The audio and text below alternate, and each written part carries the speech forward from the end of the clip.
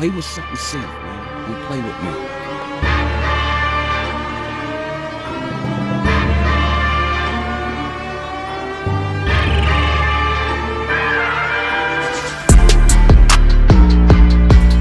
Alright guys, we are close. We are 100 subs or so by the time I'm recording this away from 5k subs. Very excited, and I've decided to make that final push to 5k. I'm gonna go ahead and start uploading some crazy versus battles, and the first of those is today's battle, which will be Loki from Marvel Comics versus Baldur from the God of War video game series. Now, there's a few reasons why I wanted to do this battle. The main ones are, I feel like both these characters are two of the most underrated and underused characters from their own verses. And I like both characters, and so I've decided to go ahead and throw each other against each other, as well as they serve to annoy the main character, which in Marvel, Thor's always annoyed by Loki, and in the new God of War, Baldur was pulled up on Kratos, and the trouble obviously became real after that. So with that being said, guys, check out my description follow my Twitch, my Twitter. If you want to donate, Cash App and my membership link is there as well. If you want to do the weird flex donation where you just want to flex and get your name mentioned in a video, donate any amount and put the name you want mentioned in the video. Simple as that. But anyways, guys, I did a lot of research for this video. I enjoyed researching it, and with that being said, I hope you enjoy. Now, first we're going to start off with Baldur. Now, obviously, he has a significant amount less of appearances compared to Loki, so a lot of his scaling we have to get from Kratos. So we know that in God of War, Baldur was able to casually speed blitz Kratos even when Kratos was amped in his Spartan rage form. Why is this significant? Let's go over how fast Kratos is and how physically gifted Kratos has shown to be over the several years. So, for comparison, Kratos was able to tag and kill Hermes, the fastest god of the Pantheon, whom can transport all dreams and souls sleeping simultaneously, delivers all souls to the underworld, and can dodge the light of Helios. For the record, this light can light up all of the infinite or immeasurable distance in the underworld, and he's faster than this.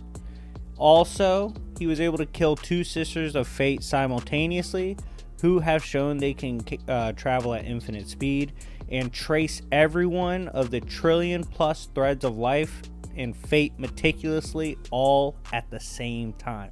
So the speed, reaction time, and awareness is absurd when it comes to Kratos.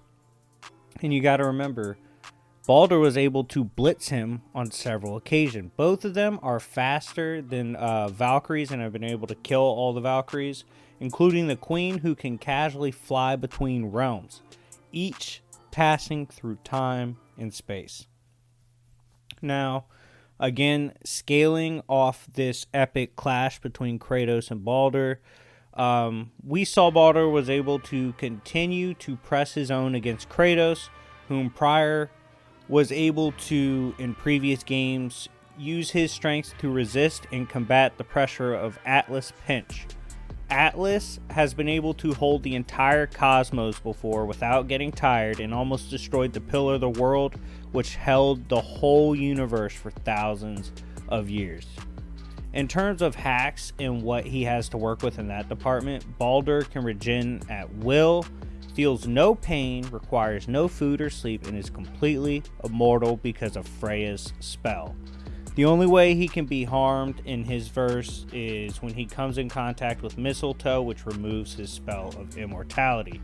He also is able to KO the World Serpent with one punch, And I need to reveal the scaling of the serpent in order for you to fully appreciate this feat.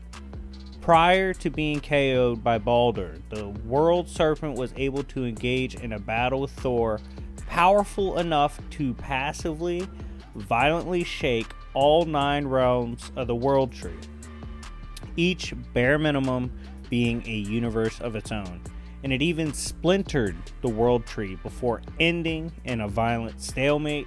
Shown in the scan, Freya says the serpent's grown even bigger and stronger since then, and Baldur literally comes in and one-shots, which is absolutely insane.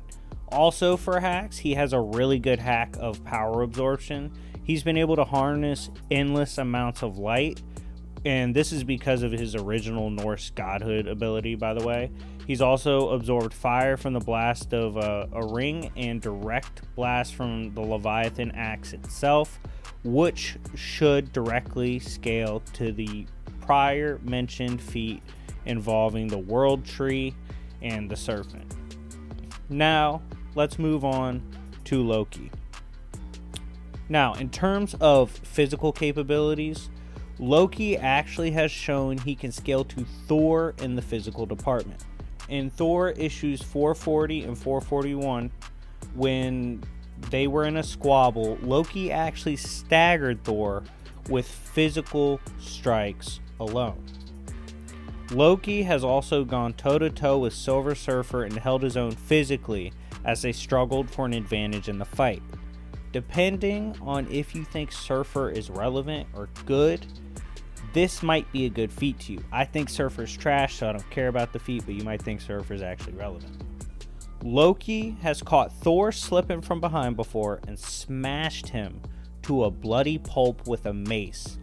Thor has been blindsided by beings like Beta Ray Bill, Gladiator, and even Hulk before and tanked it, but Loki beat the snot out of him. Now, I'm not saying he scales above Hulk, but Loki is underestimated in the strength department.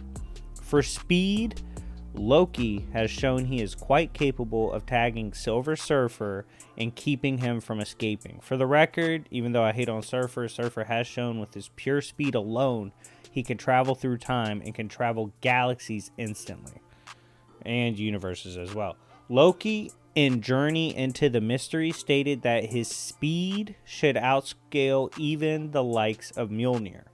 Mjolnir can cross infinite dimensions in just moments, as shown as recently as the Cosmic Thor run.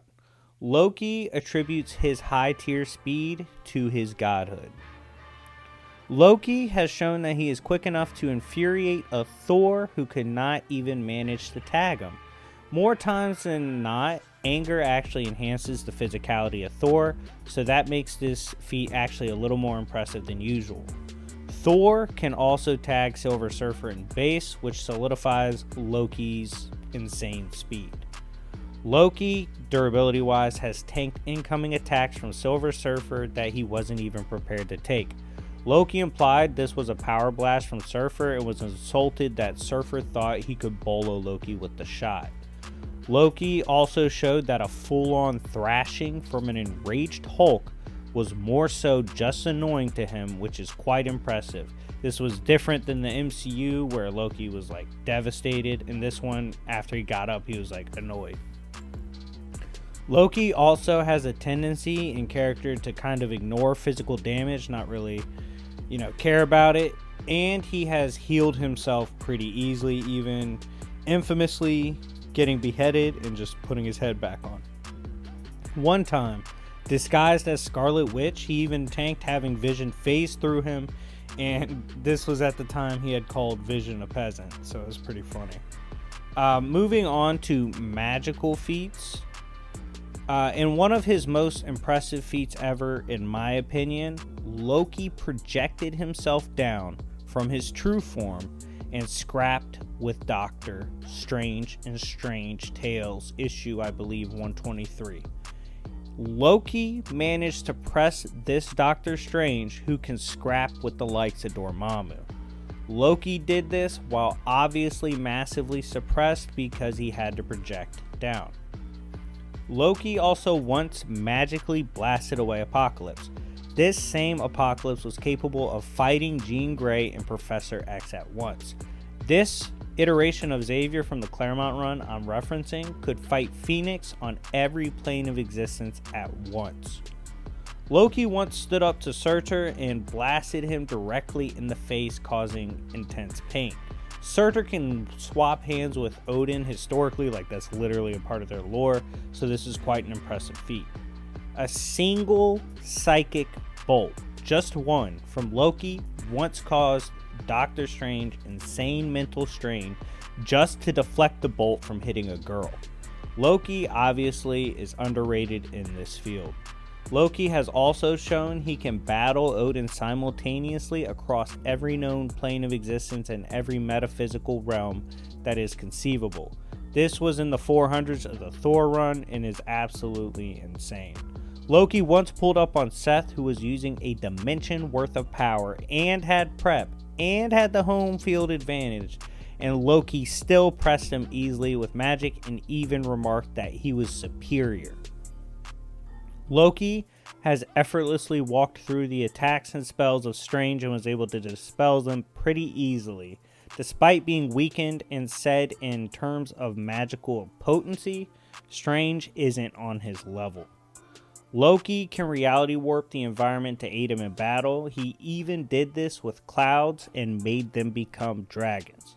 Loki has shown he can casually fool and style on powerhouses like Surtur with no issue at all via illusions and trickery. This makes sense because even Odin struggles to neg his tomfoolery, and simply put, it's because Loki is the god of mischief.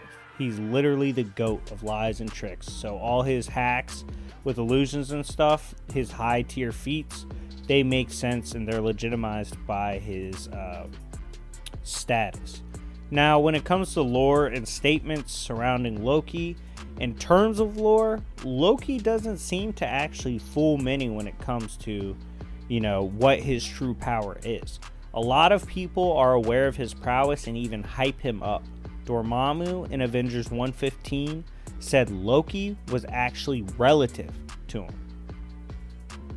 In Thor issue 606, we see that Doctor Doom holds Loki in high regard and doesn't even seem to have a full grasp on just what Loki brings to the table.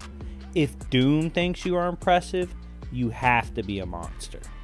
And finally, of all the Rogue Gallery, which should include Hela and the likes of Surtur and the World Serpent, it is stated by Hercules that Loki is the most dangerous of them all. Now, Baldur versus Loki, who do I think wins?